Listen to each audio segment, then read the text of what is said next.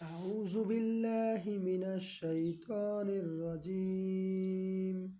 بسم الله الرحمن الرحيم.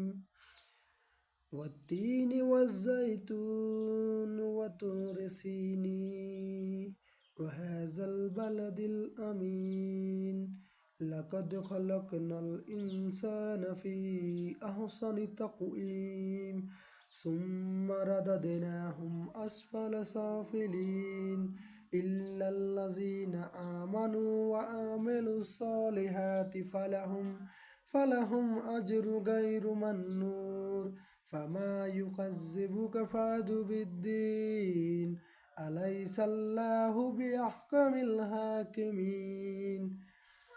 আমি আমার নিজের কণ্ঠে একটা কোরআন তেলাওয়াত করলাম, কোরআনের সূরা তেলাওয়াত করলাম।